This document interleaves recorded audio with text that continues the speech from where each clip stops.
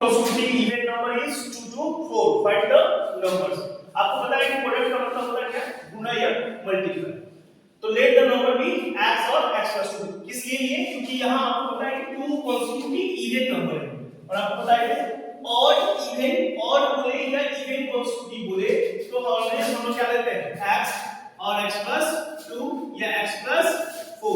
इसमें देखेंगे हमेशा 2 का डिफरेंस आएगा. कितने का आएगा? 2 का डिफरेंस आता है. कितने का? 2 का. तो इसीलिए हम लोग लेते हैं इवन और ऑड में x x plus 2. अगर हमको तीसरा भी लेना होता तो हम लेते हैं x plus 4.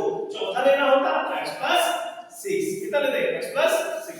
चलिए फिर एटीट्यूड अकॉर्डिंग टू क्वेश्चन हम लेंगे.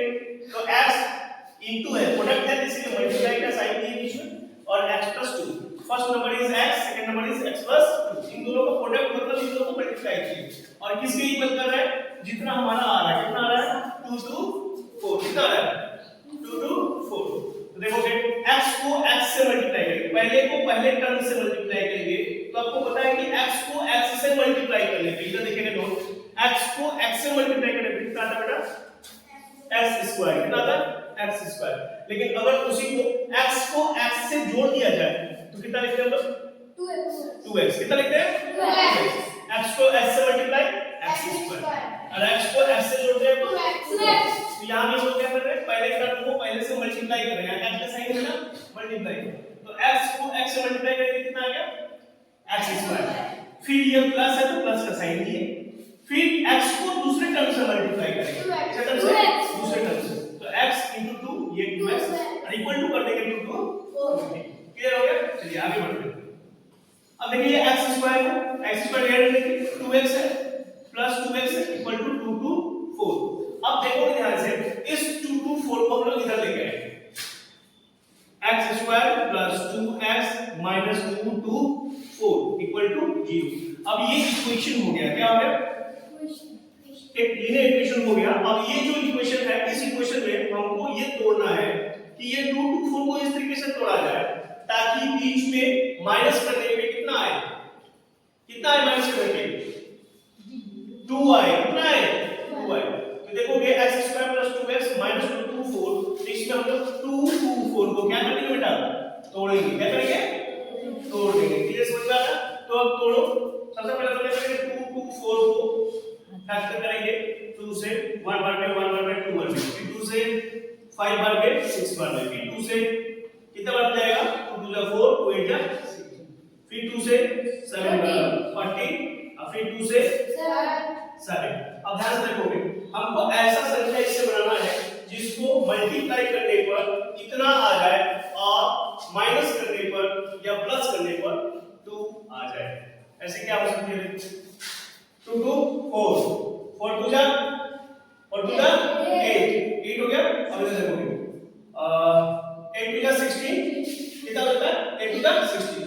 तो हम इसको लिख सकते हैं x स्क्वायर प्लस 16x. उसके बाद देखो 7 to 40 माइनस कर सकते हैं 40x minus 2 to 4 equal to 0. अब देखोगे 16 को 14 से मल्टीप्लाई करेंगे तो 2 to 4 आएगा. कितना आएगा? 2 to 4. 16 को 14 से मल्टीप्लाई करेंगे कितना आएगा? 2 to 4. और दोनों को सब्ट्रैक्ट करेंगे. देखो माइनस करेंगे कितना आएगा? 2x. कितना आएगा? 2x. तो देखो इसमें करेंगे x स्क्वायर. अब यहां से हम कॉमन ले सकते हैं. इन दोनों में कॉमन ले सकते हैं. क्या कॉमन ले सकते हैं? इसमें x है इसमें भी x है. x को कॉमन ले लिए अंदर के बचा x plus 16. यहां माइनस क्या लेंगे कॉमन? यहां कॉमन क्या लेंगे बेटा? 40. हां यहां कॉमन लेंगे हम लोग 40. अंदर क्या बचेगा बेटा? x. और देखो ये माइनस माइनस माइनस माइनस कितना हो जाएगा? प्लस. और ये 40 से डिवाइड करके कितना आ जाएगा? 16 इक्वल टू 0. अब तो देखोगे दो टर्म आएंगी और ये दो टर्म एक दूसरे के क्या होंगी? इक्वल होंगी.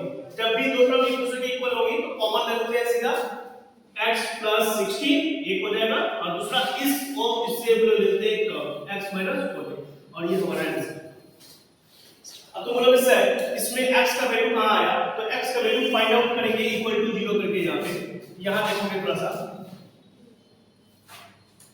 x plus 16 इक्वल टू अगर 0 करते हैं टर्म को तो x इक्वल टू क्या हो जाएगा? -16.